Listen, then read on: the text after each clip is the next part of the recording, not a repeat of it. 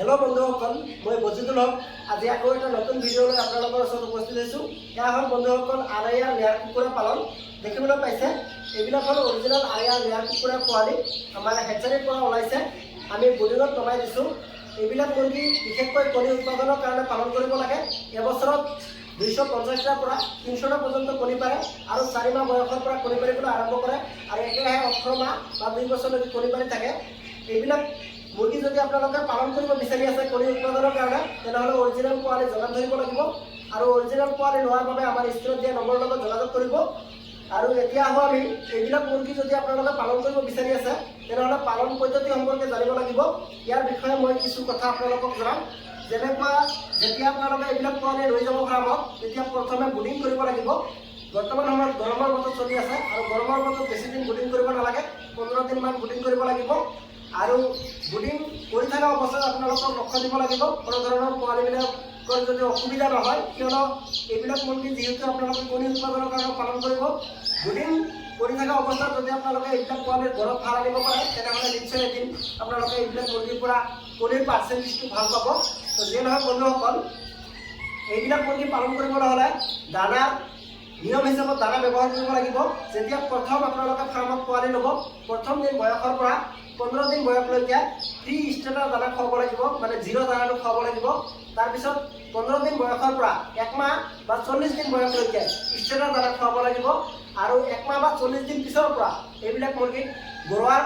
দানা খুৱাব লাগিব যিকোনো কোম্পানীৰ দানা হ'ব পাৰে কিন্তু দানাৰ নিয়মটো পোৱালি যেতিয়া ডাঙৰ হৈ থাকিব চেঞ্জ হৈ থাকিব তো যিয়ে নহওক বন্ধুসকল প্ৰথম দিনৰ পৰা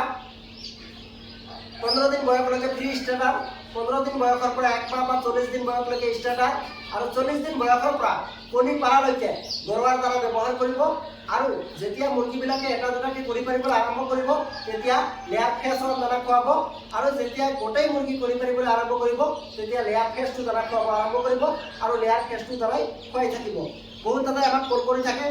যে দানা কি ব্যৱহাৰ কৰিব লাগে কোনটো দানা কোনটো সময়ত ব্যৱহাৰ কৰিব লাগে কিয়নো আমি কলাৰ যোগেদি ইমান উত্তৰ দিব নোৱাৰোঁ এইকাৰণে ভিডিঅ' বনাই আপোনালোকক জনাই দিবলৈ চেষ্টা কৰোঁ তো যিয়ে নহওক বন্ধুসকল তাৰপিছত আহোঁ আমি ভেকচিনেশ্যনৰ বিষয়ে কাৰণ এইবিলাক মুৰ্গী যিহেতু আমাৰ ফাৰ্মত বহুত দিন থাকিব কোনো ধৰণৰ যদি বেমাৰ নধৰে তাৰ কাৰণে ভেকচিনেশ্যন কৰিব লাগিব যেতিয়া প্ৰথম পোৱালি ল'ব প্ৰথম দিনৰ পৰা যেতিয়া পোৱালিবিলাকৰ বয়স 7 দিন হ'ব তেতিয়া ৰাণীক্ষেত F1 ভেকচিন যিকোনো এটা চকুত ব্যৱহাৰ কৰিব লাগিব যেনেকৈ পোৱালিটো আছে পোৱালিটো এটা চকুত দিলে হ'ল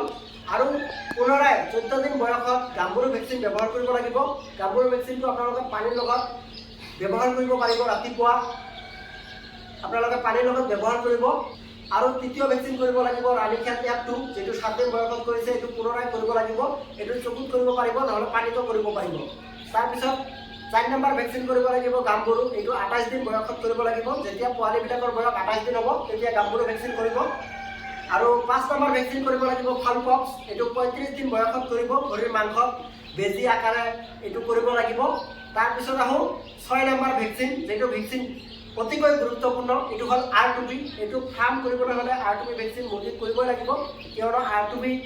বিশেষকৈ ৰাণীক্ষেত বেমাৰটো বেছিকৈ দেখা দিয়ে এইকাৰণে R2B আপোনালোকে 2 মাহ বয়সত ভৰিৰ মাংসত এই যে পোৱালিটো যেতিয়া ডাঙৰ হ'ব এই ভৰিৰ মাংসত কৰিব লাগিব 0.5 ml যিয়ে নহওক বন্ধুসকল আৰু বিশেষকৈ এইবিলাক মুৰ্গী ভেকচিন কৰিব নালাগে R2B ভেকচিনটো আপোনালোকে পুনৰাই 6 মাহ মূৰে মূৰে কৰি থাকিব বিশেষকৈ কেলছিয়াম ভিটামিনটো ব্যৱহাৰ কৰিব লাগিব যেহেতু মুৰ্গীবিলাকৰ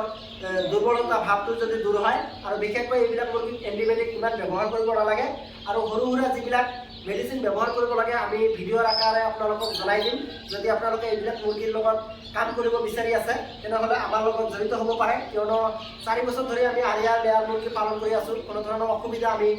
পোৱা নাই আৰু এইবিলাক মুৰ্গী আমাক বহুতখিনি সহায় কৰিছে আমি বহুতখিনি আগবাঢ়ি আহিব পাৰিছোঁ আমি যেতিয়াই এইবিলাক মুৰ্গী পালন আৰম্ভ কৰিছিলোঁ তেতিয়া আমি একেবাৰে নিবনুৱা হৈ বেকাৰ